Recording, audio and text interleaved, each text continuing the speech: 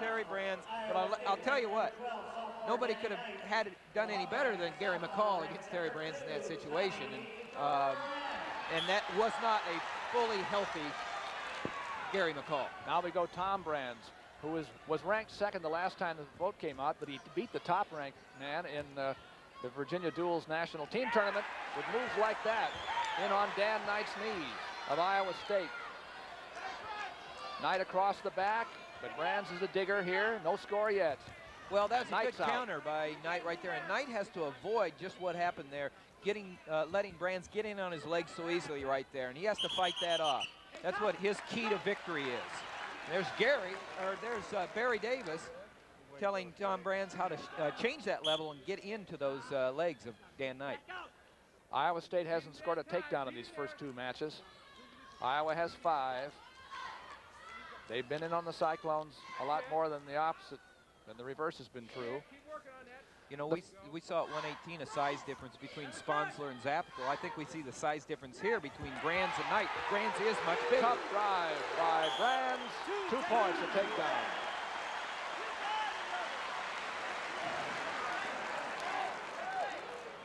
Here's how it looks. Look at that little pick. Now, he didn't quite get the pick. He got in on the single, covered the hips, kept his feet in, and got 2 points. Hold it. Cover him, top man. Now Brands comes over, leading 2-0. He got that takedown with just about a minute gone in the first period. The first match they had in the national team championships was relatively close until the into the third period when Brands put it away. 2-1 now after Knight's escape. And it was one of those examples of how Iowa hopes to do well all the way through, and Jim Gibbons wants to see his man avoid those last-minute problems, which they haven't been able to do so far. Well, it's a year-long coaching job, and Jim Gibbons knows it, and every time that these coaching opportunities come up, they go back into the room, they work a little harder on it.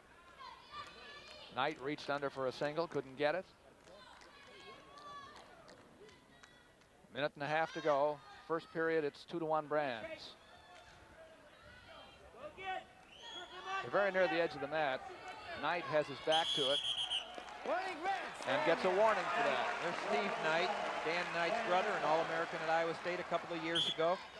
The family from Clinton, a great wrestling family from Clinton, Iowa. Dan Knight, one of the most highly sought high school wrestlers in the nation a few years ago, a 4-time state champion out of Clinton, but the freshman of the year last year from Sheldon, Iowa, Tom. And Brands fumbled himself a little bit. He fell down, and Knight got the takedown there. Took advantage of a mistake. You don't see that very often from Brands. And now Knight leads 3-2. Even, 1 green. Tied after the escape, 3-3. Might be nothing more dangerous than a Brands scorned. Aha. Right here, he doesn't like that in front of the crowd here. We'll see how Tom Brands first Iowa State takedown, in on the leg. Set. That grab single, a reach down by Brands from the outside, didn't score. It's very important that Knight was the man who was warned early. He cannot make any backup moves in this match or get caught inactive, because it's a point from here on.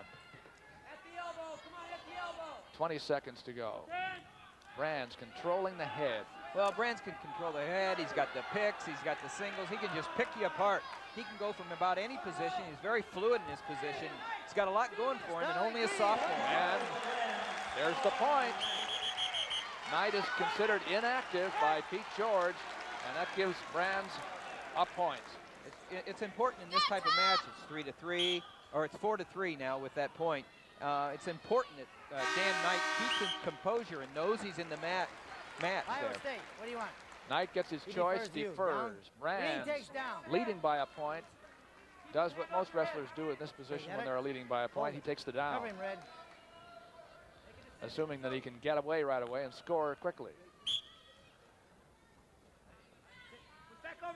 Brands didn't want to make any big fast moves there. He's going to work the hands and come out that way. 5-3. Well, it's a nice sit series right there. He cut away and got the 1 point escape. Make it 5-3. Brands forcing Knight, pushing him around, and Knight, when he's in that position, is always vulnerable to being called for stalling. He has to find some way to make an attack.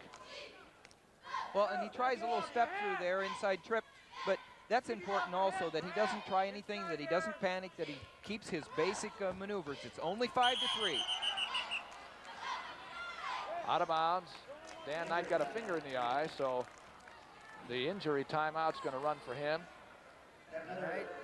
While he's being looked at, Dan Gable comes out to talk to Tom Brands. Here's how it happened. On the edge. Looks like he almost hit himself. I'm not sure, but he had the finger in the eye well before he got out of bounds and affected his vision a little bit. That's Tom Brands. As I was saying, freshman last year and freshman of the year, in fact, wasn't he? Yes, he did beat the #1 ranked man at that weight, Chuck Barbie from Oklahoma State, in a heck of a match. Really good 2-1 match, and they're number one and number 2 ranked wrestlers in the nation. So it's 5-3 here in favor of Brands. They each have a takedown. Brands has escaped twice, and he has a penalty point.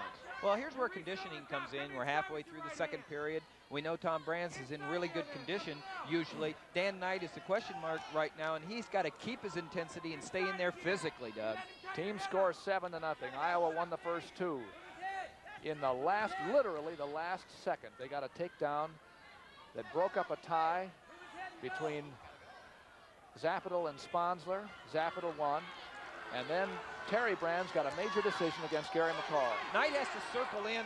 Knight has to circle in right here and make some attempts on his own, or he's going to get stalled again here. He will. 28 seconds to go. We're in the second period.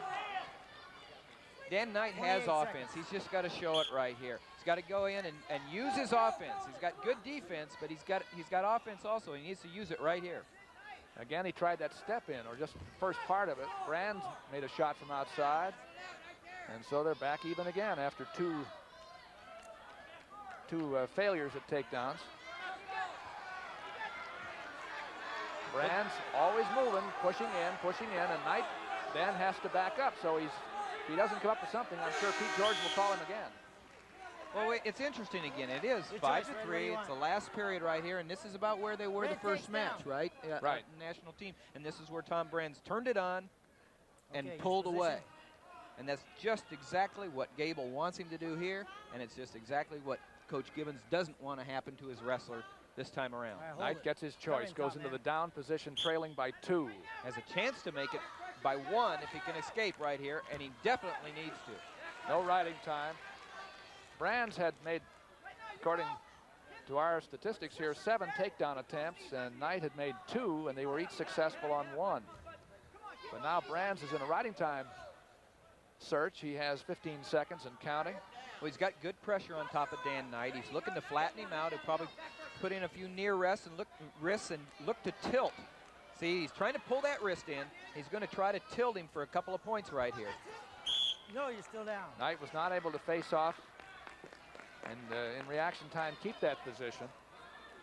Brands has 8 falls this year. Last year he was not the pinner he's been this year. And you'd expect that in a wrestler's second year.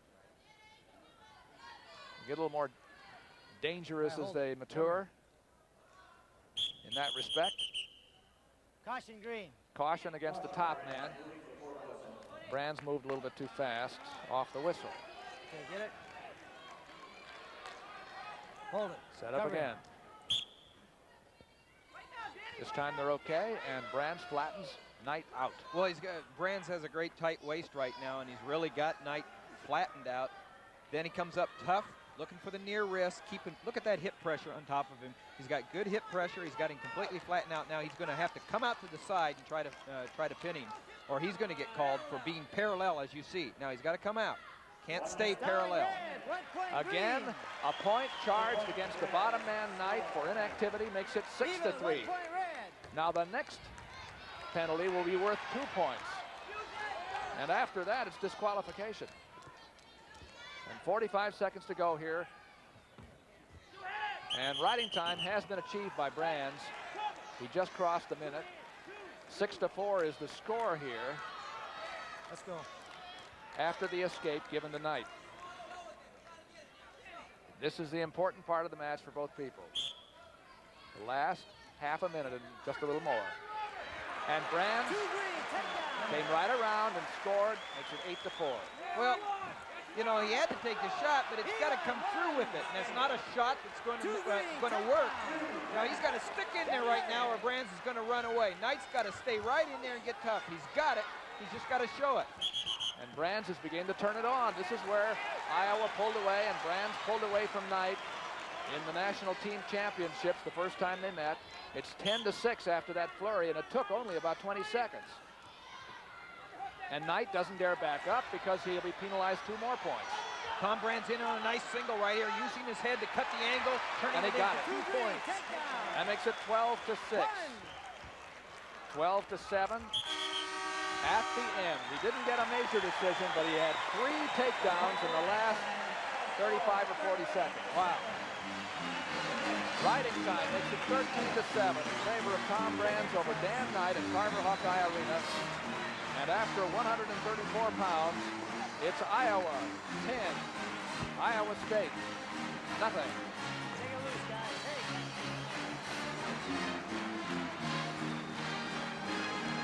I think probably the next time the rankings come out, he'll be ranked #1 because he beat the #1 man. You're right.